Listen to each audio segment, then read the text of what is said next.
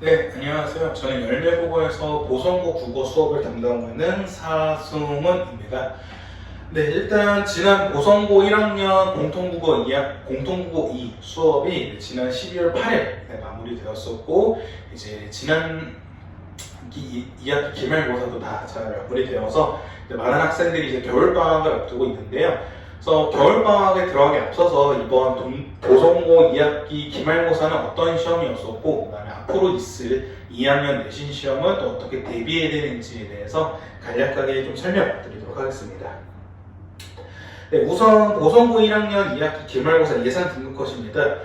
일단은 2학기 중간고사 시험 자체가 너무 어려웠습니다. 아무래도 중세국어 파트에서 문법 문제에서 정말 고난이도 지역적인 문제가 많이 나오면서 1등급 컷이 84점까지 떨어지는 식으로 시험의 난이도 너무 어렵었고 등급 컷도 좀 낮았었는데요.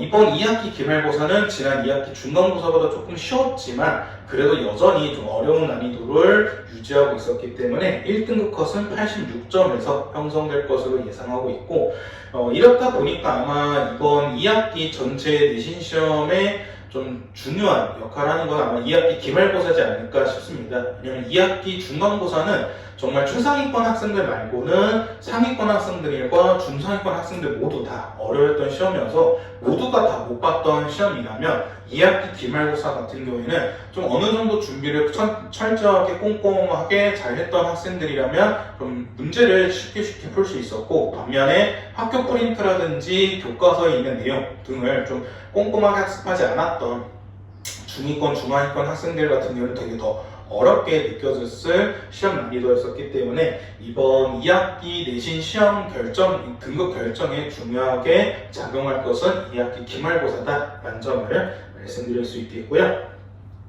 일단 간단하게 문항별 분석을 해드리자면 좀 시험 범위 자체 많았습니다. 근데 뭐 보성고 자체가 원래 시험 범위가 많은 학교이기 때문에 학생들 입장에서는 그래도 중간고사보다 조금 덜한 것 같은데 라는 게 느껴질 수도 있었을 겁니다. 교과서에서는 폭포와 춘향전, 한글 맞춤법 이 세 가지만 시험에 나왔었고, 학교 프린트 역시 한글 맞춤법 관련된 프린트였었고, 모의고사가 화법과 작문, 그다음에 독서, 문학 세트가 있었기 때문에 이 점이 조금 부담스러울 수 있었겠지만 그래도 지난 1학기 내신 시험 범위에 비하면 좀 2학기의 중간고사, 기말고사 모두 시험 범위 자체는 그렇게 많지 않았다라는 것을 말씀드릴 수 있겠고요.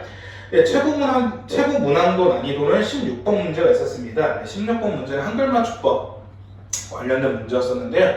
주어진 한글 맞춤법 규정에 맞춰서 예시를 분석하는 것까지, 그러니까 이 문제풀이 요령이었었기 때문에 아마 이 예시까지 꼼꼼하게 분석하는 점에서 좀 많은 학생들이 까다롭게 느껴졌을 거로 예상하고요. 객관식 3번 문제는 문학이었습니다. 문학 외부 지문 문제였었는데 이건 아무래도 보통 2등급인 친구들, 그러니까 중위권 학생들 친구들 같은 경우에는 문학에서 외부 지문이 나오면 아예 못 풀진 않습니다. 보통 3등급의 이제 중하위권 학생들 정도만 이제 문학에서 외부 지문이 나오면 외부 지문 안 배웠는데 하면서 이제 되게 어려워해서 아예 못 푸는 경향이 있지만, 그래도 2등급 정도 되는 학생들이라면 보통은 문학 외부 지문이 나와도 어느 정도 문제풀이는 가능합니다. 근데 대신 이 친구들이 쓰는 많은 문제풀이 방법이 뭐냐면 외부 지문을 보고 선질 판단하지 않고요. 주어진 이제 본문에 있는 문학작품, 이건 이제 시험범위 문학작품이었기 때문에 시험범위의 문학작품을 보고 선지 판단을 해서 문제 푸는 식으로 다가갈 수 있었는데, 이번 객관식 3번 문제는 외부 지문으로 선지 판단했어야 되기 때문에 아마 2등급 중위권 학생들은 조금 까다롭게 느껴질 수 있었고요. 반면에 1등급 상위권 학생들이라면 문학의 외부 지문이 나와도 다 손쉽게 문제풀이가 가능하기 때문에 아마 상위권 학생들은 그렇게 큰 어려움 없이 잘 풀 수 있었지만 2등급 중위권 학생들은 좀 외부 지문으로 선지 판단한다는 점이 조금은 힘들었을 거다라는 것을 말씀드릴 수 있겠고요. 네, 2학기 중간고사보다는 쉬웠습니다. 왜냐면 2학기 중간고사가 중세국어 파트, 문법 파트가 너무나도 어려웠었기 때문에 학생들 입장에서는 되게 엄청 크게 부담이었을 텐데, 이번 2학기 기말고사 역시 한글 맞춤법이 좀 어렵게 나오지 않았을까 생각했는데 오히려 한글 맞춤법이 좀 평이하게 나오다 보니까 조금은 학생들 입장에서는 쉽게 느껴졌을 거다라는 것을 말씀드릴 수 있겠고요. 그래서 간단하게 총평을 정리해서 말씀드리면 2학기 중간고사보다는 1등급 컷이 높을 것을 예상할 수 있겠고요. 그다음 앞서 설명드렸던 것처럼 예상보다 문법이 쉬웠습니다. 한글 맞춤법이 문제의 수, 문항 수는 되게 많았지만 그래도 난이도 자체는 그렇게 크게 어렵지 않았었고요. 그다음에 또 대부분이 학교 프린트에 있었던 문제들과 되게 유사했었기 때문에 학교 프린트를 꼼꼼하게 학습했던 학생들이라면 그렇게 또 어렵진 않았을 거라고 생각할 수 있겠고요.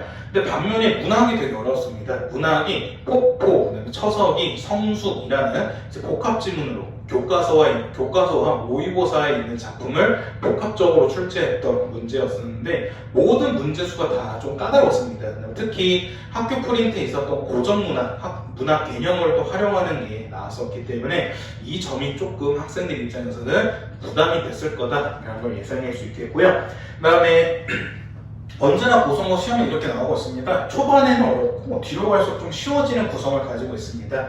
그래서 이제 보성고 같은 경우에는 문항 수도 되게 많고 그다음에 초반에 되게 어렵고 뒤로 갈수록 쉬워지기 때문에 문제풀이 전략이 필요합니다. 그러니까 이제 상위권 학생들 같은 경우에는 뭐 1번부터 충분히 좀 문제를 풀어도 그렇게 큰 부담이 없지만 중위권과 하위권 친구들 같은 경우에는 우선은 먼저 뒤에 있는 쉬운 화법과 작물이라든지 독서 문제부터 풀고 거기서 점수 확보한 다음에 그다음에 문학, 문법으로 좀 이렇게 순서를 전략을 짜는 게 중요한데 이번 시험 역시 초반에 되게 어렵고 뒤로 갈수록 쉬워지는 난이도였었기 때문에 이런 문제풀이 전략이 필요했다는 것이고요.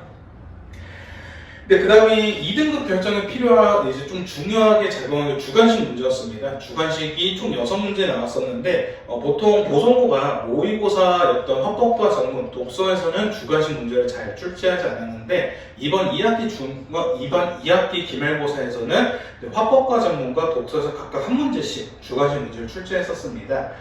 그렇다 보니까 좀 화법과 작문과 독서에서 주관식 문제 대비가 잘 안 돼 있던 학생들이라면 2등급에서 조금 아슬아슬하게 될 수 있었고요. 무엇보다 주관식 문제에서 3번 문제를 제외한 모든 문제가 다 부분 점수가 있었습니다. 그래서 그 부분 점수에서 얼마나 점수를 많이 챙겼느냐가 또 2등급 결정에 되게 중요하게 작용할 걸로 예상할 수 있겠고요. 그 다음에 무엇보다 앞서 보시면 아시겠지만 1등급 결정 문항과 최고 난이도 문항이 2문제밖에 없었습니다.